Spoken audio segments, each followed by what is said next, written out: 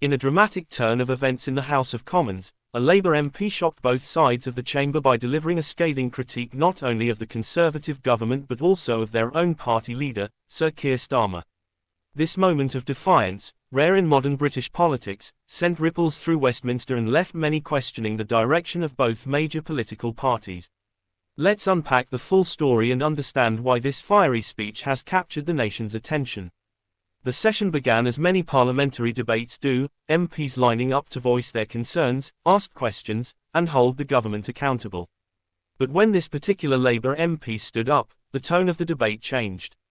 With a piercing gaze and a voice brimming with frustration, they called out the government's handling of the country's pressing issues, from the cost of living crisis to failing public services. They accused the Tories of being out of touch, painting a grim picture of the lives of ordinary citizens grappling with skyrocketing energy bills, unaffordable housing, and declining healthcare standards. But the real shock came when the MP turned their attention to Sir Keir Starmer and the Labour leadership. In a move that broke with the tradition of party loyalty, they lambasted Starmer's perceived lack of conviction and clarity. They accused him of abandoning the party's core values and argued that Labour under his leadership has become indistinguishable from the Conservatives. This critique resonated with many, particularly those who feel that Labour's recent policies have shifted too far toward the centre, leaving traditional supporters feeling alienated. The MP's speech was not just a rant, it was a carefully crafted indictment of the political establishment as a whole. They painted a picture of a Britain stuck in a cycle of ineffective leadership, where neither party seems capable of addressing the country's deep-rooted issues. They highlighted how the current political discourse is dominated by short-term soundbites rather than long-term solutions, leaving the public disillusioned and disengaged. As the MP continued, their words grew more impassioned. They pointed to specific examples of governmental failure, the crumbling NHS, schools struggling to cope with funding cuts, and a justice system that feels increasingly out of reach for ordinary people. Each point was met with murmurs and occasional applause, not just from the opposition benches but even from some Conservatives, who seemed to acknowledge the validity of the criticisms. The speech took an even more personal turn when the MP spoke about their own constituency, describing the real-life struggles of the people they represent. They told stories of families forced to rely on food banks, young people unable to afford university, and elderly citizens who feel abandoned by a system that should care for them. These anecdotes brought a human element to their arguments, making it impossible for anyone in the chamber to ignore the urgency of the issues at hand. What made this moment so compelling was the MP's unwavering courage. In a political climate where party loyalty often trumps personal conviction, standing up to both the government and their own leader was a bold move. It's a reminder of the power of individual voices in a system that can sometimes feel monolithic and unyielding. This speech also raises broader questions about the future of British politics. Is the current party system fit for purpose?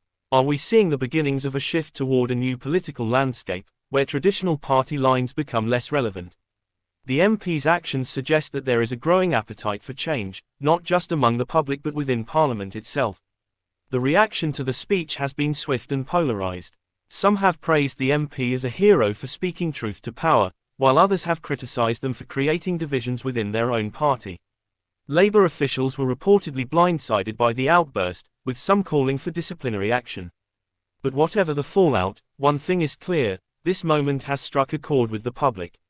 Social media has been ablaze with discussions about the speech. Clips of the MP's fiery rhetoric have gone viral, with millions watching and sharing their words. Many are hailing this as a turning point, a rare instance of authenticity in a political arena often criticised for its performative nature. For Keir Starmer, this incident poses a significant challenge. As the leader of the opposition, he has worked hard to present Labour as a unified and credible alternative to the Conservatives. This public display of dissent undermines that narrative and raises questions about his ability to unite the party. For the government, the speech is a stark reminder that their policies are under intense scrutiny. The MP's critique of Conservative leadership was thorough and unrelenting, leaving little room for rebuttal. It's a wake-up call for a party that has been in power for over a decade, urging them to reflect on their record and reconnect with the electorate. In the end, this speech is about more than just one megapixel or one moment in Parliament.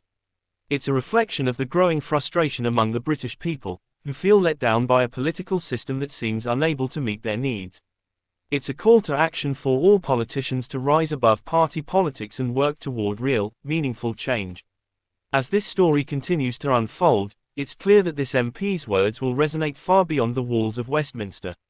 They have sparked a conversation about the kind of leadership and policies Britain needs to navigate these challenging times. And in doing so, they have reminded us all of the power of speaking out, even when it's not the easy or popular thing to do.